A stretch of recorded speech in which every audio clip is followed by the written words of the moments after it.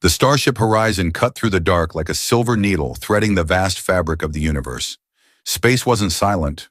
Not really. The ship hummed with life, engines pulsing like a heartbeat, while distant pulsars murmured across the void. Jack Mercer leaned against the corridor wall, nursing a cup of something that was technically labeled coffee, though it tasted more like warm battery acid. The Terran Exploration Corps wasn't known for its luxury beverages. He stared out the narrow viewport at the purple swirl of a nearby nebula.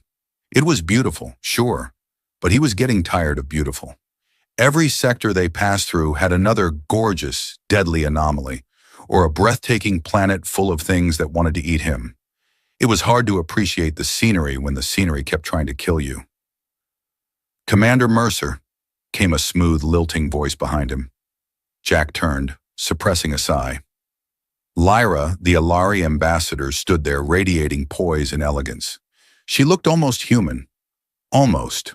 Her skin was paler, with an opalescent sheen that caught the light, and her ears were long and gracefully pointed, like some ancient elven queen from a fantasy novel. Her eyes, though, those were the kicker. They shimmered, changing colors with her mood. Right now, they hovered between deep blue and a hint of green, like the ocean before a storm. "Ambassador," he greeted, then immediately regretted how formal he sounded. Lyra wasn't exactly cold, but she wasn't easy to read either. She spoke like someone who measured every word twice before letting it leave her mouth. "I would like to review the next planet on our route," she said, voice even. "Your pilot mentioned a gas giant with moons suitable for resource extraction. My people will want details." Jack smirked. "Yeah, Davis described it as big, round, and super gassy. I'm sure the Alari Council will love that analysis." Lyra blinked, her head tilting slightly in that way she did when she wasn't sure if he was joking or just an idiot. "A thorough report would be appreciated." Jack took a sip of his questionable coffee and grimaced. "Sure thing. Anything else?" She hesitated. He noticed it, a rare crack in her polished composure. "Is there a reason you avoid speaking to me outside of mission briefings?" she asked, her voice quieter now. Jack blinked, caught off guard. "Avoid you? No, I'm not avoiding you. I'm just giving you space. You know, professional distance. You're an ambassador and well, not..." Her eyes shifted, swirling into a faint silver hue. He didn't know what that meant, but it didn't look encouraging. "I am here to understand humans," Lyra said carefully, "not to be placed at a distance from them." Jack wasn't sure what to say to that. He wasn't great with feelings, his or anyone else's, and Lyra seemed to have feelings tucked away behind a reinforced diplomatic firewall. So naturally, he defaulted to sarcasm. "Well, if you wanted to understand humans, Ambassador, you're on the wrong ship. We're not exactly the best of the species." He waved a hand vaguely. "We're more like the awkward, disappointing cousins no one invites to holidays." Lyra blinked again. Then, to his surprise, the corner of her mouth twitched upward. Not quite a smile, but close.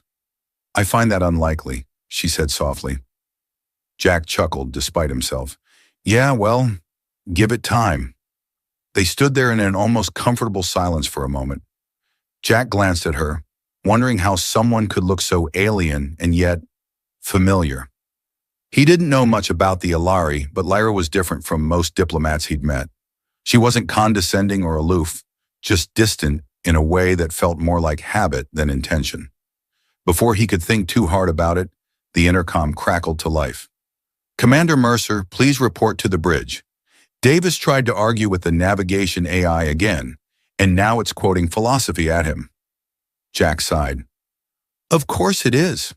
He glanced at Lyra, who raised a delicate brow. "Your crew appears unconventional." "Yeah, that's a nice word for it," Jack said with a grin. "Unconventional. Let's go with that." As they walked to the bridge, Jack felt the tension in his shoulders ease a little. Maybe Lyra wasn't as impossible to talk to as he thought. When they stepped onto the bridge, Davis was mid-argument with the ship's AI, Alfred. "I'm just saying you can't calculate fuel efficiency based on theoretical metaphysics." Davis was gesturing wildly at the interface. That's like planning dinner based on an existential crisis. The AI's voice, smooth and just a little smug, responded calmly.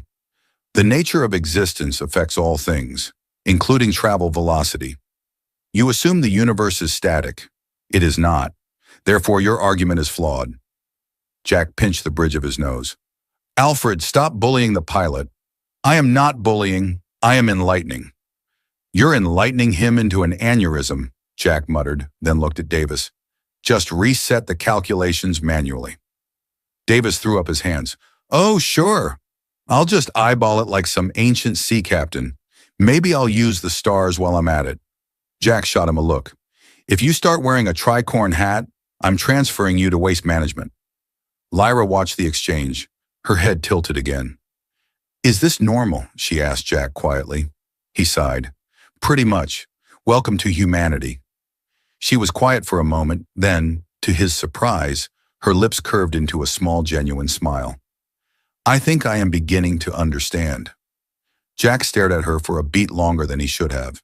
She really was beautiful, in a way that felt unfair to the rest of the universe. The words slipped out before he could stop them. You look beautiful today, Lyra. Her smile froze. Her eyes widened, swirling from silver to bright, startled gold. For the first time since she came aboard, she looked genuinely, utterly speechless. Then without a word, she turned and practically fled the bridge. Jack blinked after her. What did I say? Davis snorted. Smooth, Commander. Real smooth. Jack groaned. I'm going to regret that, aren't I? Probability suggests yes. The AI chimed in helpfully. Jack slumped into his chair. Fantastic. The air in the mess hall felt heavier than usual. Or maybe that was just Jack's imagination. He poked at his plate of something that claimed to be protein stew, but had the consistency of old engine grease. Across from him, Davis was thoroughly enjoying his sandwich, which Jack suspected was made from the same questionable material, but cleverly disguised with extra condiments. So, any sign of Lyra yet? Jack asked, not even trying to sound casual. Davis grinned, crumbs sticking to his chin. Oh, she's around. Saw her earlier, actually. Jack perked up despite himself. Yeah? What did she say? Davis leaned back in his chair with an exaggerated sigh. Well, first she said good morning, and then she didn't flee in terror, so I'd call that progress. Jack groaned, dropping his head into his hands. Great. I'm the guy who made an alien diplomat too uncomfortable to stay in the same room as me. That's probably a new record for humanity. Don't sell yourself short, Commander. I'm sure someone else out there offended an alien species faster. Probably by sneezing on them or something. Davis paused. Still, though, you basically proposed. Not bad for a first date. Jack shot him a look. It wasn't a date. Davis shrugged. Didn't stop you from popping the question. Before Jack could respond, the mess hall door hissed open. Lyra walked in, her steps measured and composed as always. But her eyes flicked toward Jack, then away just as quickly, her expression unreadable. The swirling silver of her irises had deepened to a muted gray. He didn't know what that meant, but it didn't seem good. Commander Mercer, she said, voice polite but distant, I need to speak with you, privately. Davis coughed into his sandwich, barely suppressing a laugh. Jack shot him a glare before rising to follow her out into the corridor. She led him to a quieter part of the ship near the observation deck, where the vast expanse of space spread out before them. The stars drifted by lazily, distant suns painting soft trails of light across the viewport. Lyra stood in silence for a moment, her hands clasped behind her back. Lyra, listen, Jack started awkwardly. About what I said. She cut him off, her voice steady. Do you understand what those words mean in Alari culture? Jack hesitated.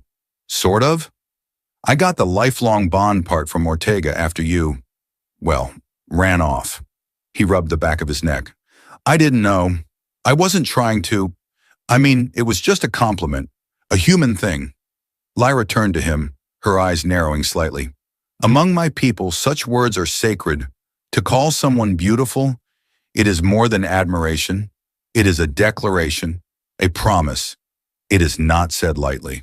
Jack swallowed hard. Yeah, I figured that out. Look, I didn't mean to put you in a weird spot. I wasn't trying to declare anything. He paused, wincing. Though I guess it's a little late for that.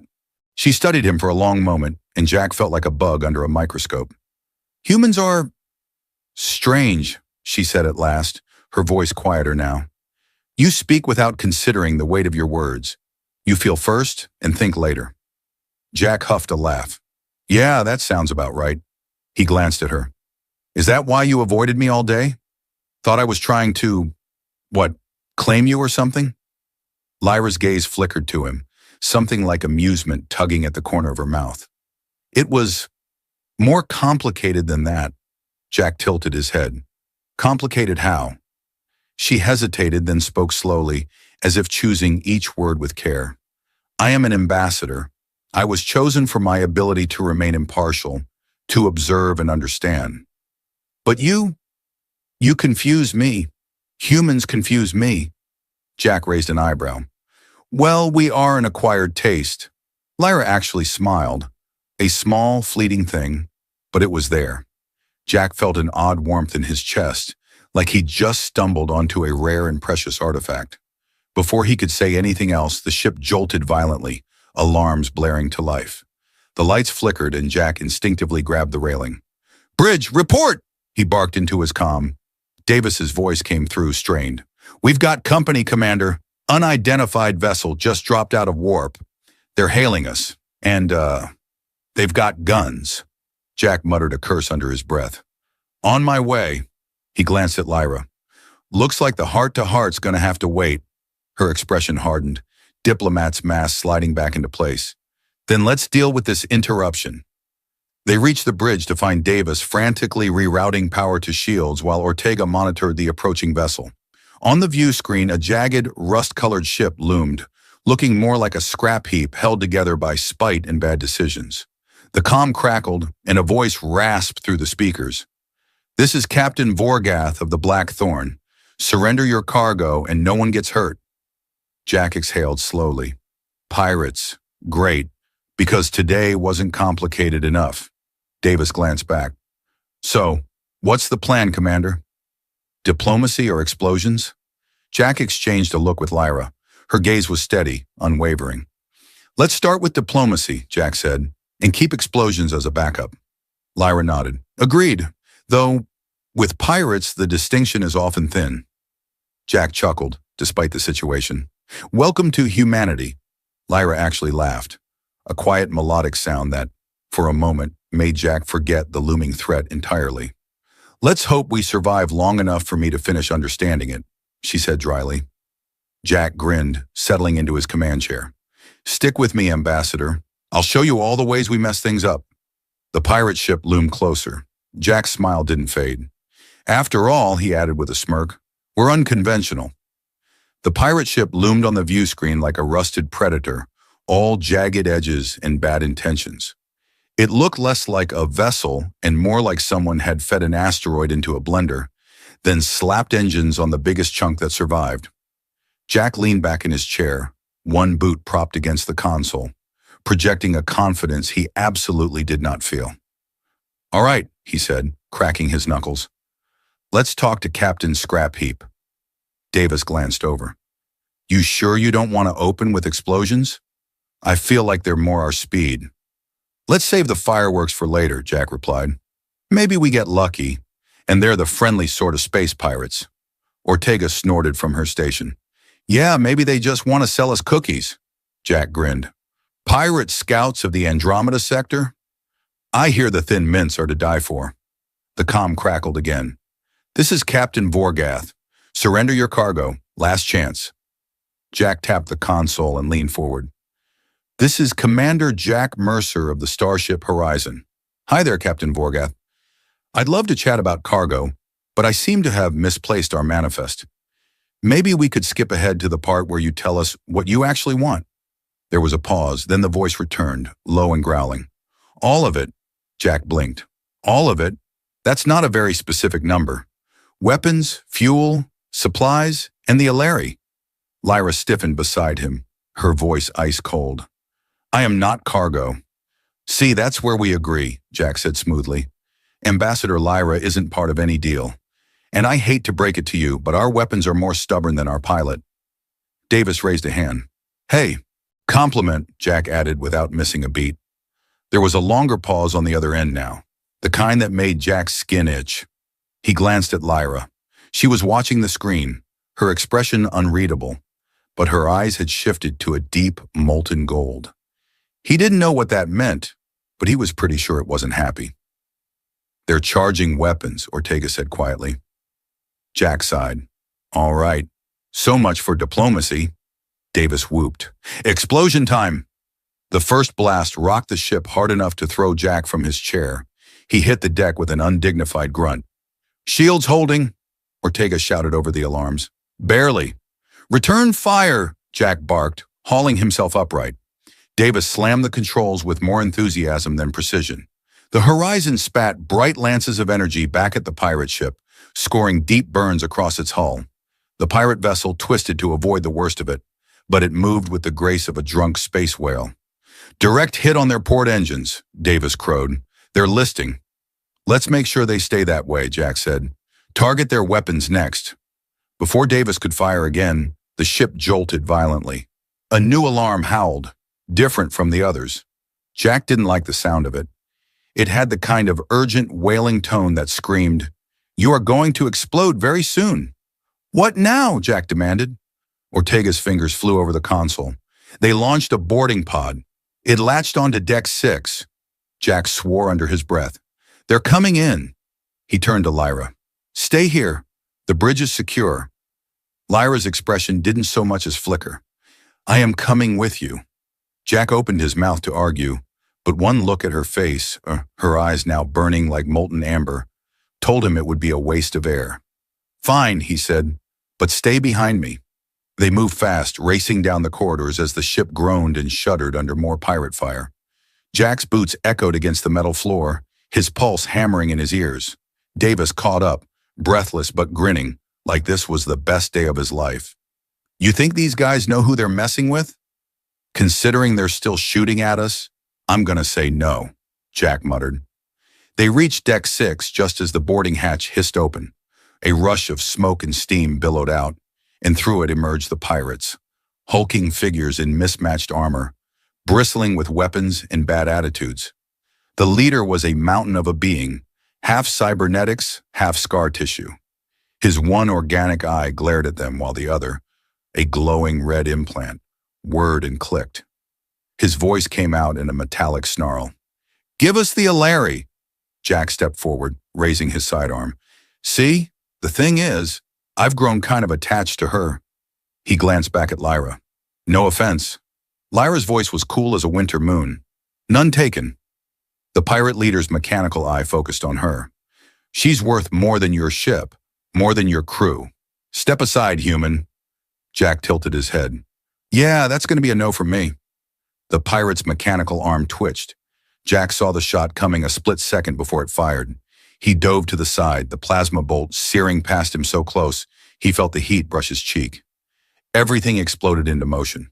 Davis whooped again, because of course he did, and fired wildly into the group of pirates. Ortega's voice crackled over the comm, calling for reinforcements. Jack took down the first pirate with a clean shot to the leg, sending the brute sprawling. Lyra didn't stay behind him. She moved like liquid moonlight, faster than Jack thought possible. One pirate lunged at her, and she ducked under his swing, twisting gracefully before slamming an elbow into his throat with a satisfying crunch. The pirate leader snarled, raising his arm to fire again. But Jack was faster this time. He shot the cybernetic limb, sending sparks and molten metal flying. The leader roared in pain and fury, staggering backward. Jack stepped forward, gun raised.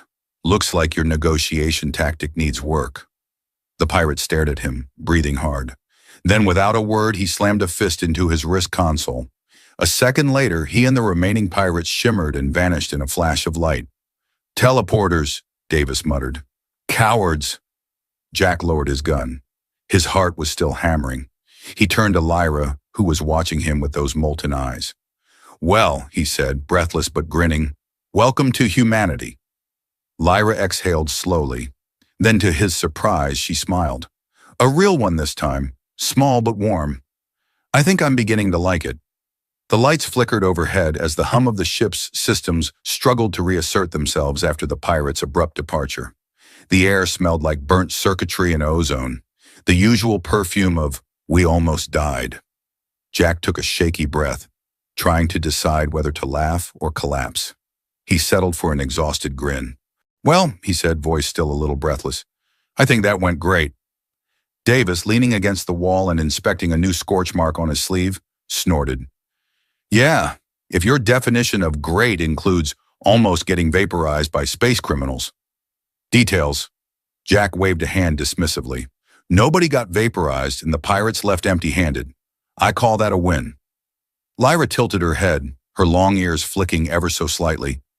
Jack was starting to recognize it as her version of a raised eyebrow. "They teleported away. That is not the same as leaving willingly." Jack sighed. "Yeah, I was kind of hoping you wouldn't point that out." He straightened up, brushing off his uniform.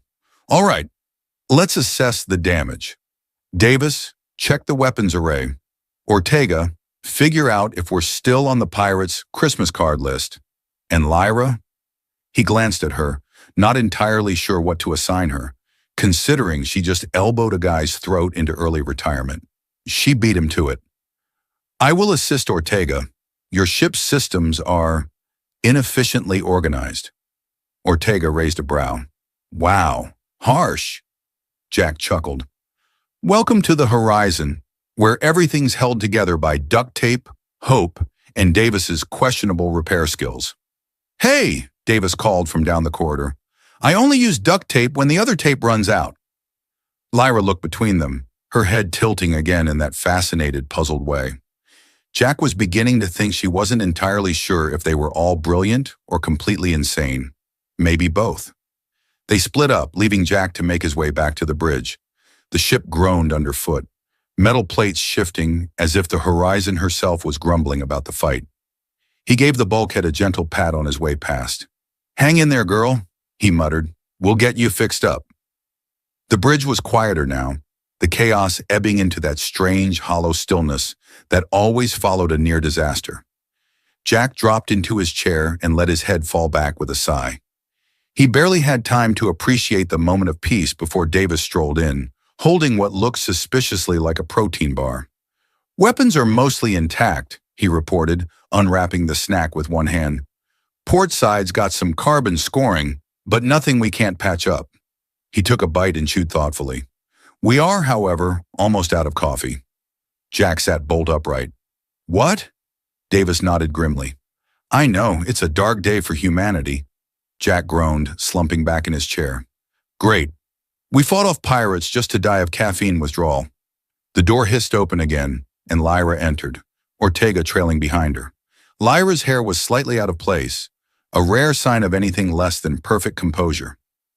"Your ship's comm relays are a tangled mess," she announced, as though this were a neutral observation rather than a scathing review. "It's impressive that it hasn't spontaneously caught fire." Jack raised a hand. "In our defense, it only caught fire that one time."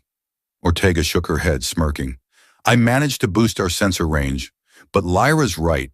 The wiring back there looks like someone let a toddler design a spaghetti recipe." "I wasn't the one who routed the long-range scanner through the food synthesizer," Davis piped up, still chewing. "That was before my time." Jack exhaled slowly, pinching the bridge of his nose. "So what you're saying is, we're held together by duct tape, hope, and poorly designed spaghetti?" "Essentially," Lyra said, her voice completely deadpan. Jack blinked at her, then laughed. A surprised, genuine sound. He wasn't sure what was funnier, the joke itself, or the fact that Lyra was starting to make them. Lyra watched him for a moment, her expression softening. For a second, Jack could almost believe this wasn't a diplomatic mission, that they weren't light years from home with pirates on their tail. It felt normal, like they were just people on a ship, figuring things out as they went. That moment shattered when the console lit up with a high-pitched beep. Ortega lunged for the controls. "We've got a problem." Her voice lost all trace of humor. "The pirate ship's back." Jack stared at her. "What?" "They jumped to light speed." "Looks like they doubled back," Ortega said grimly. They're coming in fast, and they're not alone. Two more ships just dropped out of warp with them. Jack's stomach sank. Oh, fantastic. They brought friends. The comm crackled, and that familiar growl filled the room again. Commander Mercer, Captain Vorgath's voice dripped with barely contained fury. You made a mistake. Jack leaned forward, his tone all mock cheer. Yeah, I get that a lot. You'll have to be more specific. You should have surrendered the Alari. Jack glanced at Lyra. Her face was calm, but her eyes burned again. Not gold this time, but a cold, glimmering silver. He didn't know what that meant yet, but he was pretty sure it wasn't, let's negotiate. She's not yours to take, Jack said firmly. There was a low chuckle on the other end of the line, a sound that made Jack's skin crawl. She will be, Vorgath promised, one way or another. The comm cut off, leaving nothing but the quiet hum of the ship and the distant echo of alarms. Jack exhaled slowly, turning to his crew. All right, he said, voice steady despite the adrenaline pounding in his veins. Looks like diplomacy's officially off the table. Davis grinned, already moving toward the weapons console. Explosion time? Jack nodded. Explosion time. The pirate ships hung in the void like a pack of hungry wolves, their jagged hulls barely visible against the distant haze of a nebula. The largest one, Vorgath's flagship, bristled with gun ports and thruster scars, the kind of ship that didn't bother pretending it had ever been anything but trouble. Jack sat on the edge of his chair, feeling the tension coiled tight in his chest. He hated standoffs. They were like bad poker games where everyone had too many guns and not enough cards. All right, he muttered, cracking his neck. 3 ships versus 1. I'm feeling optimistic. Define optimistic, Davis said from the weapons station, fingers hovering over the controls. Jack shrugged. I think we can probably take 2 of them before they turn us into a floating scrapyard. Davis nodded thoughtfully. So we die heroically. Good to know. Lyra stepped closer to the command console, her voice steady and calm in that way that somehow made Jack feel a little braver. Surrender is not an option? Jack raised a brow. Well, yeah, I figured that part out after the whole one way or another threat. Her eyes lingered on his for a second, and he couldn't quite read the expression there. Something complicated. Equal parts trust and something he wasn't ready to name yet. Ortega spoke up from the sensor station. They're charging weapons. We've got maybe 60 seconds before they start throwing fire. Jack blew out a breath. All right, let's make this count. He tapped the comm. Vorgath, one last chance. Back off, or this gets ugly. The reply came almost immediately, dripping with smug amusement. It's already ugly, Commander. You just haven't realized it yet. Jack leaned back in his chair. He's not wrong. I look terrible today. Commander, Lyra said patiently, now is perhaps not the time for self-deprecation. He grinned despite himself. It's never not the time for self-deprecation. The first blast rocked the ship hard enough to rattle his teeth. Red warning lights flared to life across the bridge. Shields holding, Ortega shouted. For now! Davis whooped, slamming the controls. Returning fire! The horizon spat a streak of plasma at the nearest pirate ship, catching it dead center. The ship bucked sideways, its shields flaring blue. Jack grinned. Nice shot. Yeah, I'm awesome. Davis didn't even pretend to be modest. The second pirate ship swooped in from above, lasers strafing the hull. Metal screamed and the ship lurched dangerously. Jack grabbed onto his chair to avoid an unscheduled flight into the ceiling. Ortega, evasive maneuvers. I'm trying, but the ship's flying like a drunken asteroid, Ortega snapped, yanking the controls hard to port. Hey, drunken asteroids are very misunderstood, Jack shot back. Another blast hit, and a console behind them exploded in a shower of sparks. Davis flinched, coughing through the smoke. That wasn't important, right? Only if you like, having engines. Ortega's voice was tight. We've lost 20% thrust power. Jack swore under his breath. This wasn't sustainable. They were fast, but they weren't fast enough to outrun 3 ships. And they definitely weren't tough enough to win a slugfest. We need a new plan, he said, forcing his mind to work through the adrenaline pounding in his head. Davis, you're a tactical genius. Davis blinked. I am. You are now, Jack pointed at him. Think of something. Davis stared blankly for a second, then brightened. All right. What if we pretend to surrender, then hit them with everything we've got when they drop their guard? Jack considered it. Risky. Lyra spoke quietly.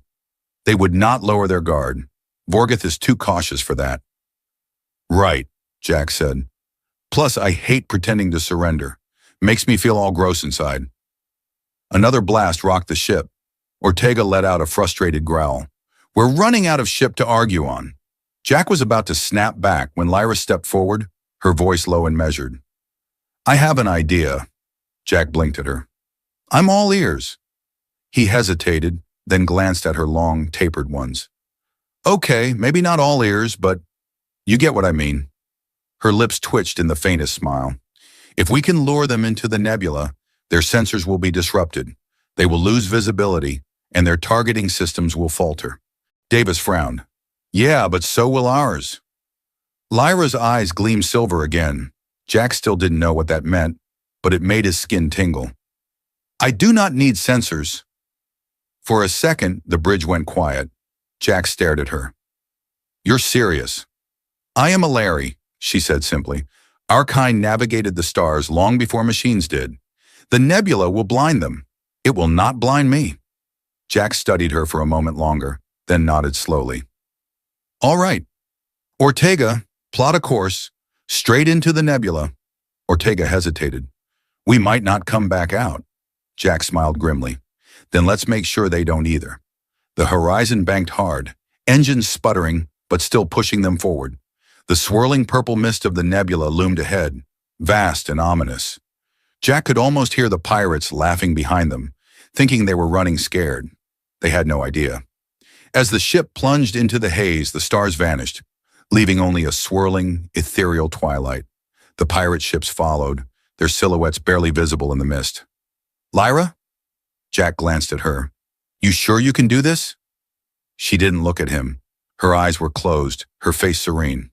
Trust me. He did. And for reasons he couldn't fully explain, that scared him more than the pirates ever did. The nebula swallowed them whole. The swirling clouds of purple and blue fog pressed against the ship like a living thing, static crackling over the hull in little flickers of ghostlight. The stars were gone, swallowed by the mist. And even the pirate ships pursuing them became little more than distant smudges of silhouette. Jack leaned forward in his chair, squinting at the viewport like that might help. It didn't. So, this is cozy. Reminds me of that time I got stuck in a janitor's closet with Davis after a bad poker game. Hey, Davis protested from the weapons console. That was your fault. You're the one who said you could out-cheat a Vakari. I could have, Jack said defensively, if he hadn't had 4 extra eyes. He glanced at Lyra. What's the plan? We keep flying blind and hope they trip over us? Lyra didn't answer immediately. She stood near the center of the bridge, her posture perfectly still. Her eyes were half-lidded, the silver sheen brighter now, like moonlight had been poured into her irises. Her ears twitched faintly, and for the first time Jack realized she wasn't just focusing, she was listening. They are spreading out, she said softly, voice distant, trying to box us in. Jack blinked. Wait, you can hear them?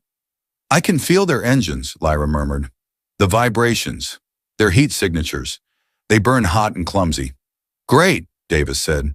We're being chased by angry space rhinos. Jack smirked. I feel like that's an insult to rhinos. Lyra ignored them both. They're adjusting formation. The lead ship, Vorgoth, is holding back. He waits for us to panic. Her head tilted slightly. The others push forward, sloppier. They expect us to break first. Jack leaned back in his chair, folding his arms. Then let's disappoint them. Ortega, cut our engines. Go dark. Ortega blinked. Seriously? Jack nodded. We're in a nebula. We're already blind. Might as well make them blind too. Let them stumble around while we stay quiet. Ortega hesitated a moment longer, then flicked the controls. The hum of the ship's engines died, replaced by an eerie silence. The lights dimmed, leaving only the faint glow of emergency panels and Lyra's strange, silvered eyes. The ship drifted, weightless and still. Jack could feel his own heartbeat pounding in his ears. Davis spoke, his voice low. So, what happens if they bump into us? Jack didn't look away from the viewport. Hope they hit us with the soft part of their ship. The bridge fell into a tense quiet. Minutes passed, or maybe it was only seconds. Time felt strange, stretched thin in the mist. Then Lyra's voice cut through the hush, quiet but certain. They're close. How close? Jack asked, her head tilted again. The one on the left, 20 meters, maybe less. Jack swallowed hard. He didn't dare move, like even the sound of his breathing might give them away. Davis leaned in, whispering for no good reason. Okay, but hear me out. What if we just start screaming? Like really loud? Freak 'em out. Jack snorted despite himself. Yeah, maybe they'll think we're space ghosts. Lyra spoke again, still calm. The ship on the right is further away. It's looping back. The third ship is above us, too high to see clearly. Jack exhaled slowly. All right, we wait. Another beat of silence. Then a deep, distant thrum reverberated through the ship, low and resonant, like a giant heartbeat. Ortega frowned. What was that? Lyra's eyes flicked open, sharp and focused. They're using pulse sweeps, energy waves to flush us out? Jack groaned. Of course they are. Can we counter it? Ortega winced. Not really, we're a freighter, not a stealth ship. If they get close enough, we'll light up like a parade float. Jack rubbed his face. Fantastic. Any other bad news? Well, Davis offered, I'm out of snacks. Not helping. Another pulse wave rolled through, stronger this time. The ship vibrated under the force, metal groaning faintly. Jack gritted his teeth. All right, he said. Enough hiding. Ortega, fire up the engines. Full burn, straight ahead. Let's make some noise. Ortega blinked. Wait, what? You heard me, Jack said, voice steady. We're not going to win a quiet game. Let's make this messy. For a second, nobody moved. Then Ortega grinned. I like messy. The ship roared back to life, engines flaring bright against the swirling mist. The horizon shot forward, cutting a blazing path through the nebula. The pirate ships reacted immediately, sensors locking on. Red blips lit up the display, converging fast. They're coming, Ortega shouted. Good, Jack said. Davis, ready weapons. Let's remind them who they're chasing. The nearest ship surged after them, lasers slicing through the mist. The first shot missed. The second grazed their port side, sending sparks flaring through the cabin. Minor damage, Ortega called. Still flying. Jack grinned. Let's make them regret that. Davis whooped, slamming the fire controls. Plasma bolts spat from their cannons, slamming into the pirate ship's shields. It wobbled, engines sputtering. Direct hit, Davis yelled. The second ship came in fast, flanking from the right. Lyra's voice cut through the chaos, sharp and steady. 30 degrees starboard, now.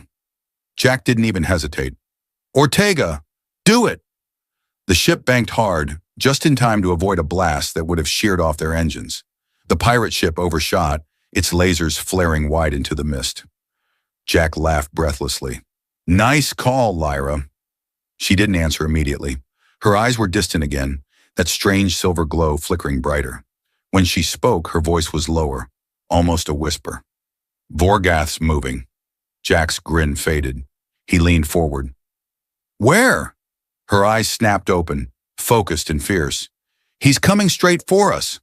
The horizon screamed through the nebula, engines blazing, a bright comet in a sea of mist and shadow. Jack's knuckles were white on the armrests, his mind racing faster than the ship itself. The sensor grid flickered, struggling to keep up with the chaos outside, but he didn't need it to know what was coming. He could feel it in his bones. Vorgath was close, too close. Ortega, give me more speed, Jack barked. We're already pushing 110%. Ortega snapped back.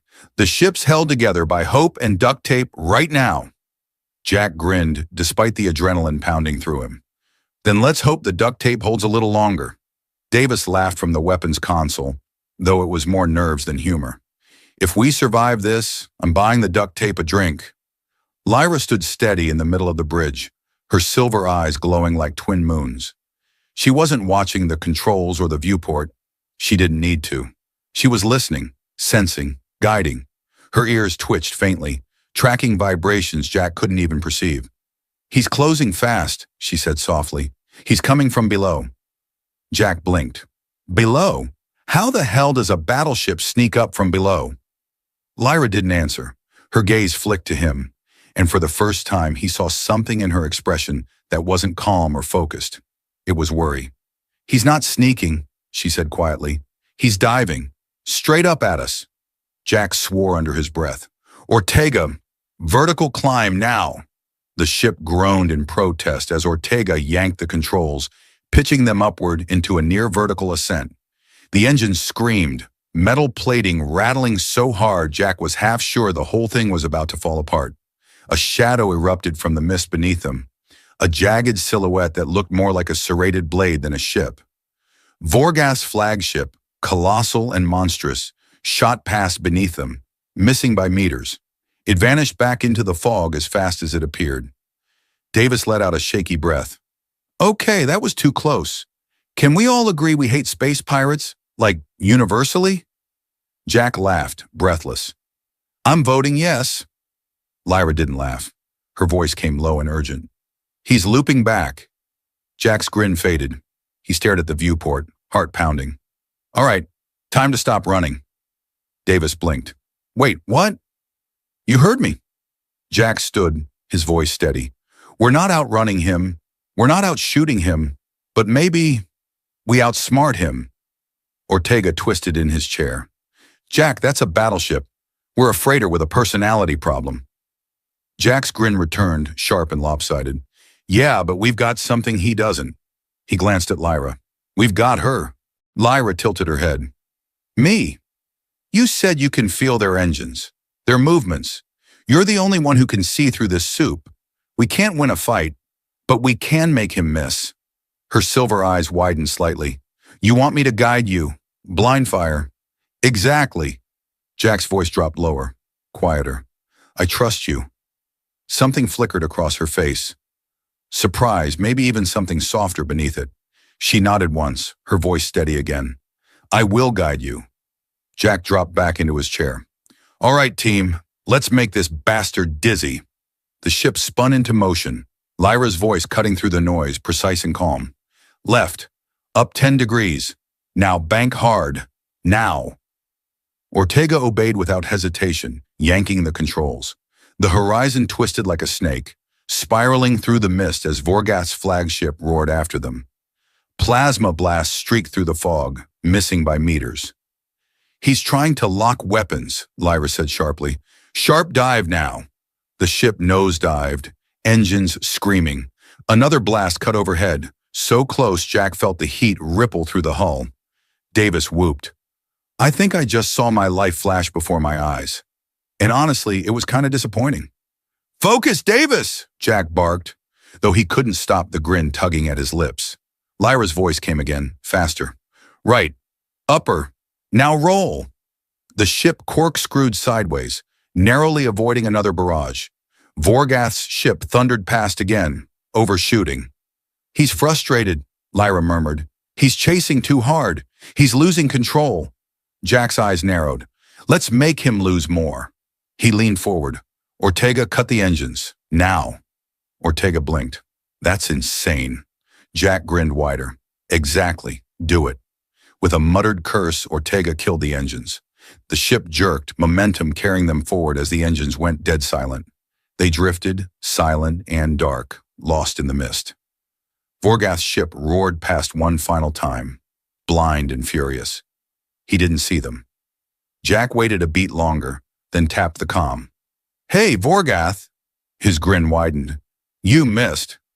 Davis slammed the weapons controls. The horizon fired one perfect, precise shot, right into Vorgath's exposed engines. The battleship erupted in a fireball, flame and debris swallowed instantly by the nebula.